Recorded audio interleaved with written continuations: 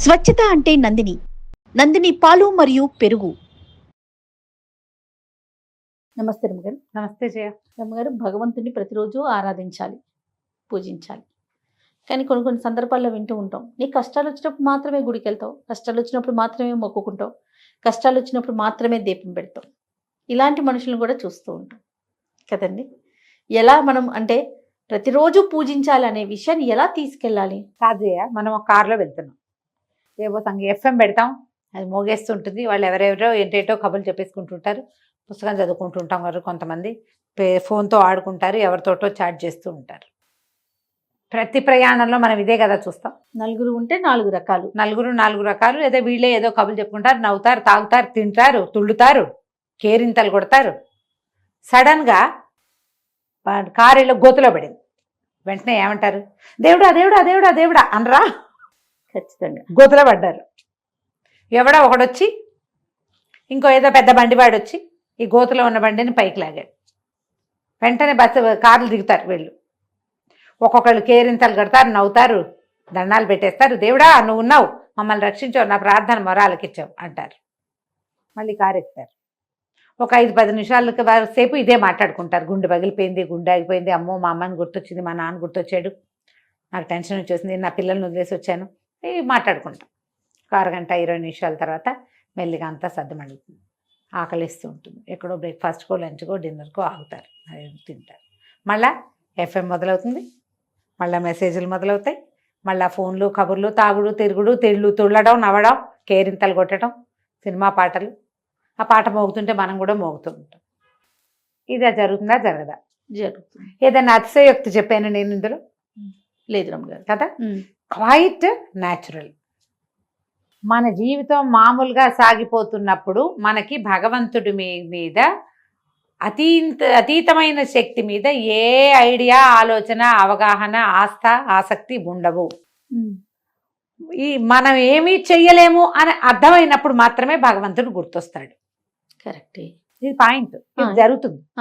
కష్టాలు వచ్చినప్పుడే మనం మొక్కుకుంటాం.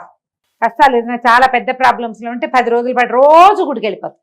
రోజు 40 ఆంజనేయ స్వామికి 40, ఇంకొక 30, అమ్మవారికి ఒక 21 ప్రదక్షిణాలు చొప్పున చేసేస్తాం.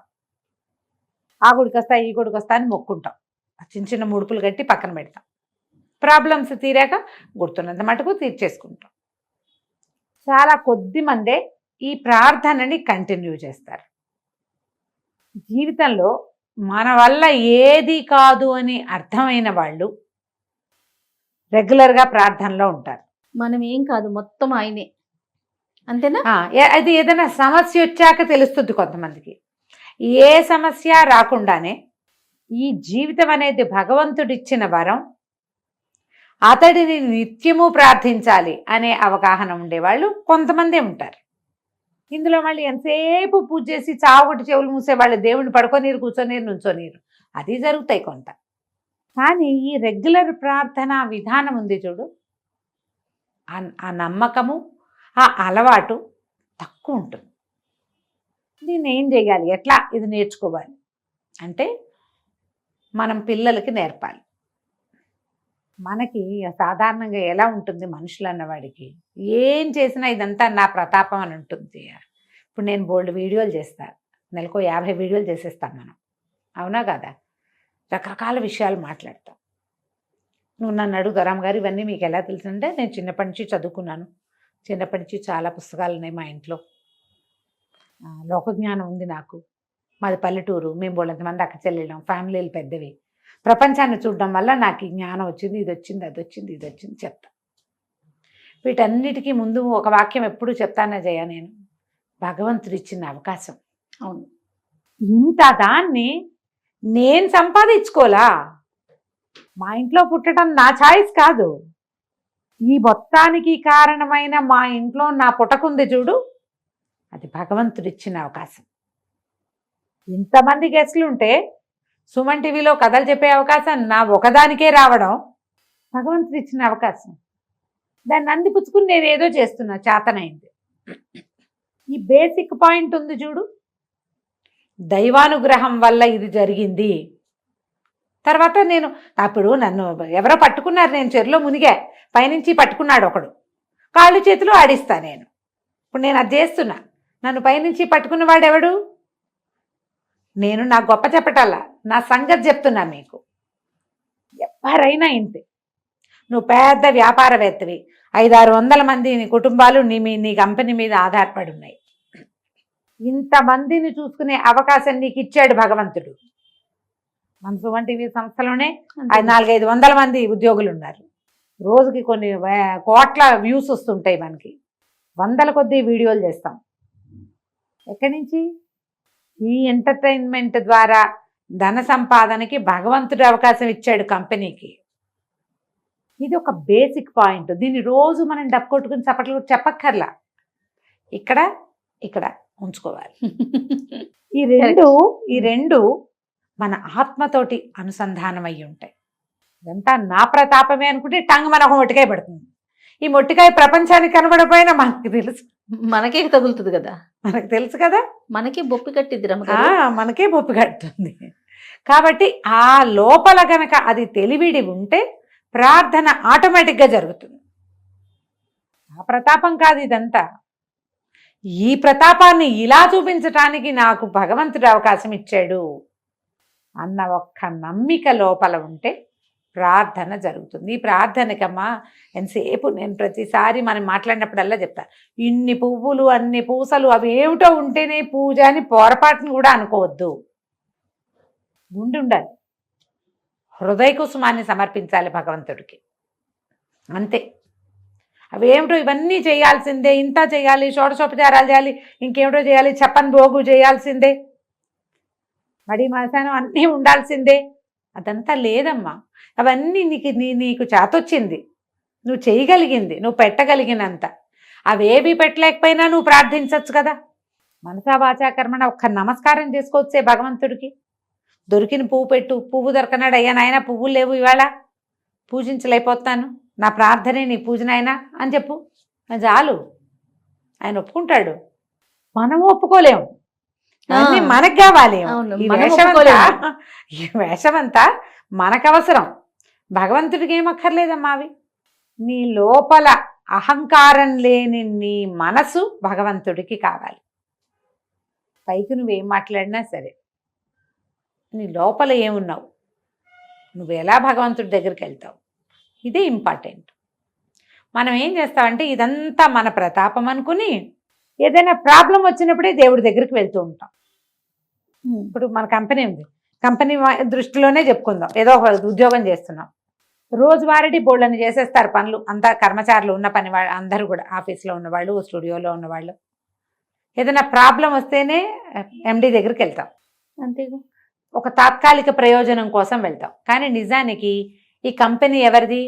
ఆయనది. రోజువారీ ఆయన మన మధ్య లేడు, మనమేం ముట్టుకోకర్లా ఆయన్ని. 2-3 నెలలకు 5-6 నెలలకు ఒక్కరోజు ఆయన అవసరపడుతుంది మనకి, అత్యవసరం. ఇవి ఆయనతో మాట్లాడితే కానీ సార్ట్ అవుట్ కాదు. అంటే ఆ ఒక రోజుకేనా ఆయన? కాదుగా. ఈ మొత్తం కంపెనీ నడిపే అసలు కదా సూత్రధారి ఎవరు? అతనే కదా. అవునా? అవునండి. ఆయనతో మాకే సంబంధం అంటామా మనం? దేవుడు కూడా అంతే కదమ్మా. ఈ 400-500 మంది కంపెనీని నడిపే ఎండీకే ఈ మొత్తం అందరి మీద కంట్రోల్ ఉంటే ప్రపంచాన్ని జగన్నాటక సూత్రధారికి ఉండదు? ఆయన కంట్రోల్లోనే ఉన్నాం కదా మనం. ఏమైనా చూపించకుండా, ఆయన కనపడకుండా చేయగలమా? అసలు చేయలేం కదా. కాబట్టి లోపల తెలుసుకోండి. ప్రాబ్లమ్స్ వచ్చినప్పుడే దైవారాధన చేస్తాం అనే ఆలోచన మానండి, అది మంచిది కాదు.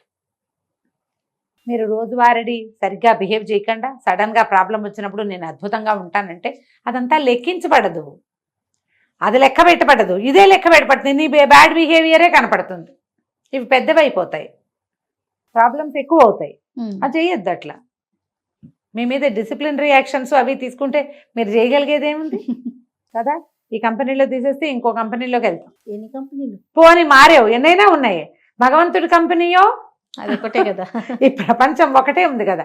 ఇందులోంచి చేడాక నువ్వు దిగిపోయి దిగనాశిల్లిపోయి పోవటమే, అంతే, ఇకేం లేదు. అందుకని నిత్యం ప్రార్థన చేసే విధానాన్ని ప్రాక్టీస్ చేయండి. కాసేపైనా భగవంతుడి పట్ల విశ్వాసాన్ని ప్రకటించే అవకాశాన్ని తీసుకోండి. 5 minutes అంతే. పూజకి టైం లేదండి, వాళ్ళ టైం చాలేదంటారు పాపం.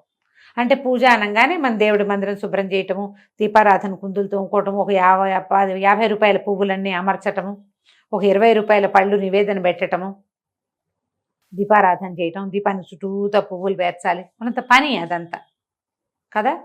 ఒక దండం పెట్టడానికి అంత పని ఉందా? ఈ క్రియ సాయంకాలం చేసుకో, వెళ్ళేటప్పుడు దండం పెట్టుకుని వెళ్ళు. Minimum thing good morning. తెల్లవారు లేస్తే ఎంతమంది గుడ్ మార్నింగ్లు పెడుతున్నావమ్మా మనం? నేను అసలు స్పందించిన జయ నీకు పదే పదే చెప్తుంటాను నేను. కనీసం ఒక నెల రోజుల పాటు రోజు గుడ్ మార్నింగ్ గుడ్ నైట్ పెట్టిన తర్వాత బాబు మీకు విసుగు లేదా, ఎందుకు నైనా పెడతారు అని చెప్పాల్సి వస్తుంది. ఇవి గుడ్ మార్నింగ్లు పెట్టేటప్పుడు దేవుడికి కూడా చెప్పచ్చు కదా ఒక శుభోదయం. మనం ప్రాబ్లం వచ్చినప్పుడు పిలుస్తాను నేను, అప్పటి వరకు మా ఇంట్లో అసింటా ఉండు అని చెప్తామా? అలా చెప్పకూడదుగా. ఇలా చెప్పండి. రోజు నమస్కారం చేసుకోండి.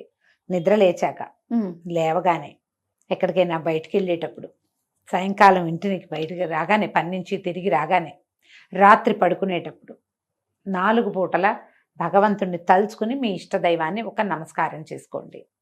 ఇది మీరు పిల్లలకు కూడా చెప్పచ్చు, నేర్పించవచ్చు. నిత్యము దైవాన్ని మనతో ఉంచుకోవచ్చు మనం. అంతే.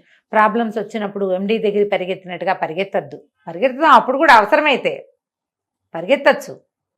ఈ రోజువారీ గుడ్ మార్నింగ్ కూడా చెప్పండి. ఖచ్చితంగా. డెఫినెట్గా రమ్మగారు. నమస్తే. నమస్తే జయ.